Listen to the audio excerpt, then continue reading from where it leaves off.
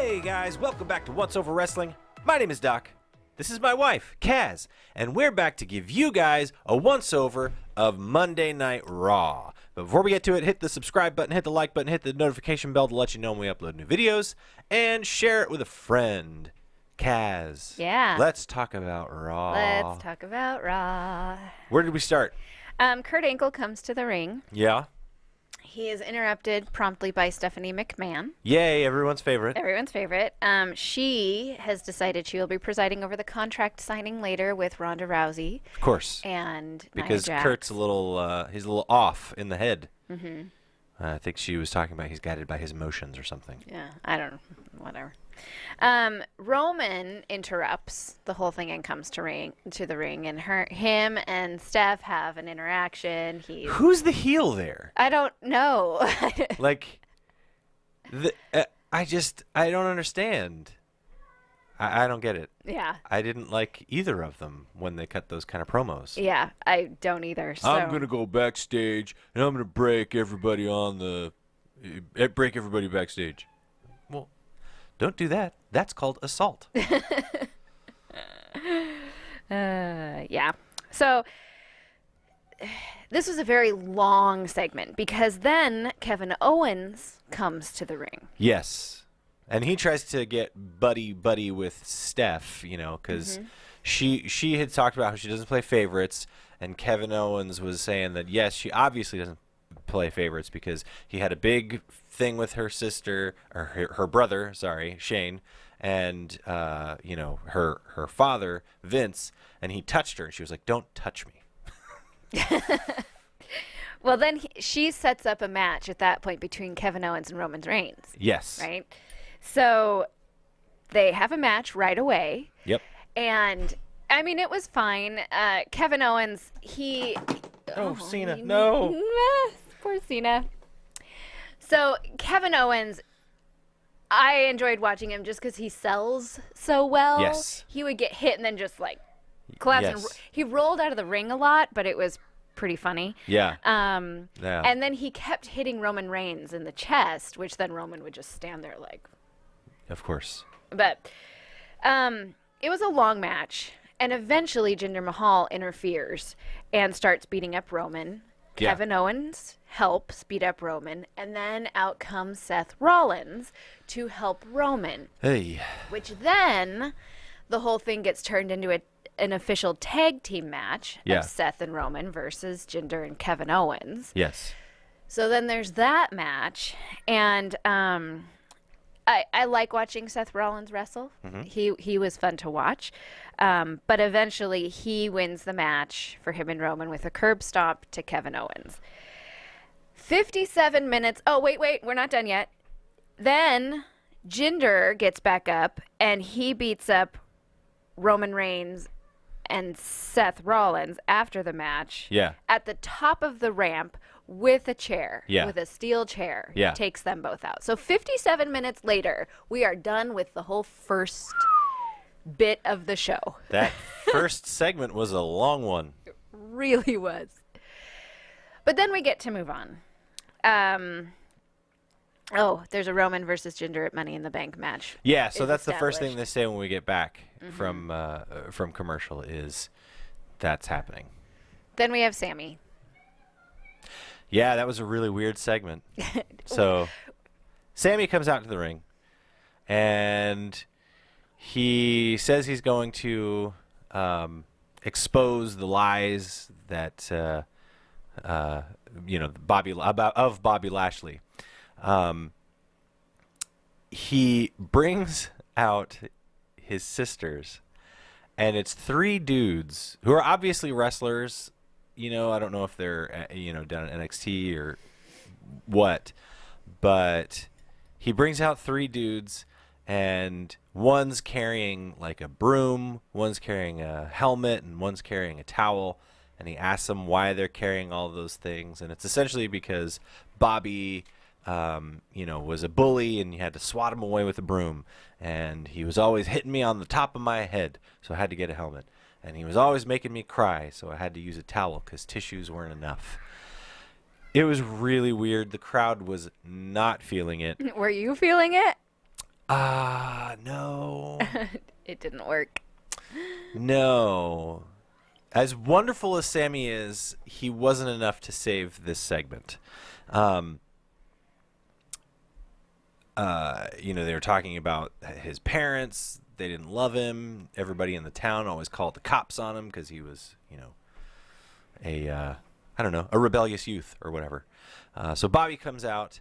He essentially is being a nice guy. And this is why people don't like Bobby Lashley, is they didn't bring him in and make him, the beast, like they did with Brock Lesnar.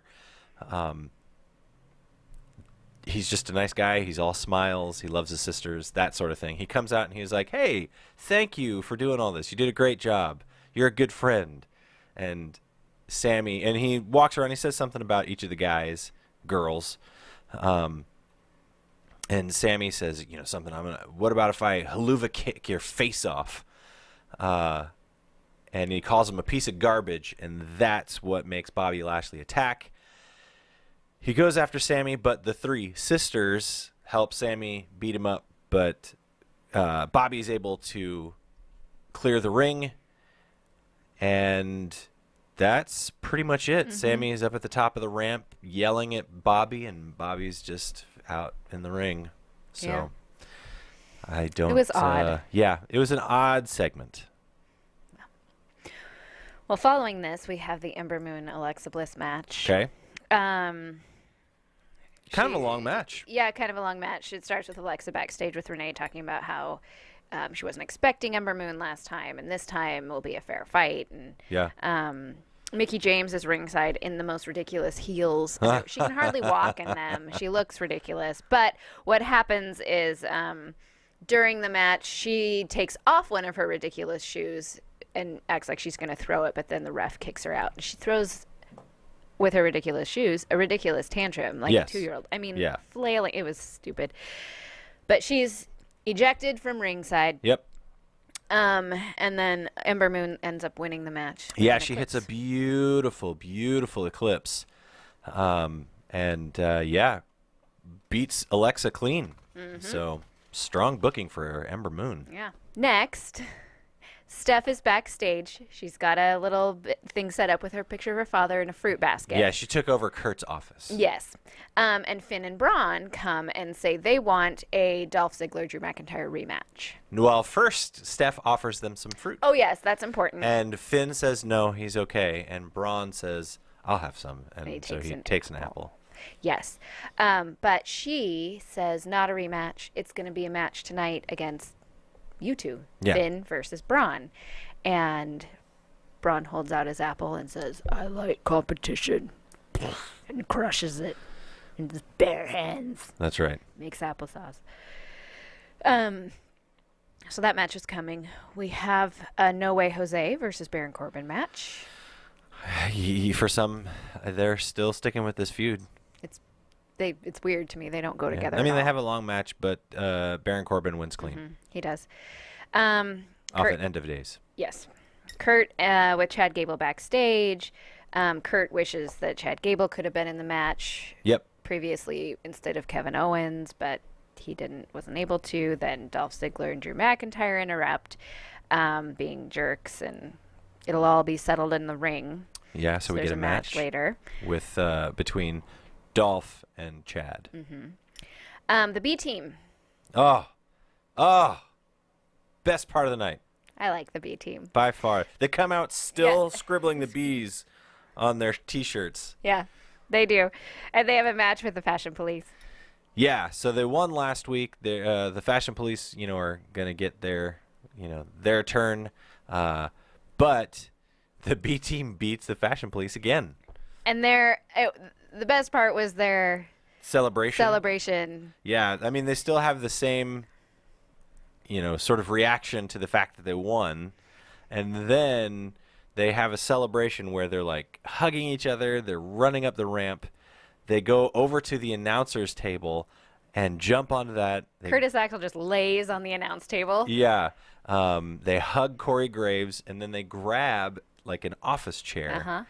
And they roll down the ramp in an office chair together, both on the same on the same chair. Backwards. Yeah, backwards, and it falls, and they tumble over each other. Oh, But they are undefeated. joyous and undefeated, and B Team is my favorite thing on Raw right now. Yeah, me too. There's the contract signing is next with Stephanie McMahon and Ronda and Nia. Yeah. And there's a lot of talking, and Steph is trying to kind of amp them up against each other. Yeah, she is. Yeah. You could tell that Ronda has a different style when it comes to, mic work. And she's best when she's not trying to act. Yeah. She's, best when because she is just so frank and honest, just go with that. You don't have to, do the mean thing that Nia does. You don't have to match that. Yeah. In the end, Nia and Ronda shake hands, and Ronda eyeballs her arm, and Yeah, she says she's going to take the title and her arm. So that was that. We have the Dolph Ziggler versus Chad Gable match next. Yeah, good match. Good match. They're both good wrestlers, entertaining to watch. Yeah. Dolph wins. Clean. And Drew then comes in and takes a turn beating up Chad Gable after the win. Yep. We have we have a fatal four-way next between Liv Morgan, Sarah Logan, Natty, and Dana Brooke, and the winner goes to Money in the Bank. Yes. This was a match. Natty wins. Natty wins. She's going to Money in the Bank. She is. She's probably going to win Money in the Bank. Mm-hmm. And then turn on Ronda, right? Yeah. Elias. Yes. Elias is in the ring. He cuts a promo on the town. They're in Albany. And as he's doing that, Bobby Roode's music hits. He comes down to the ring. He gets into the ring, but before he can get his robe off, Elias starts attacking him. The ref asks him if he's okay, and Bobby's like, yeah, start the match.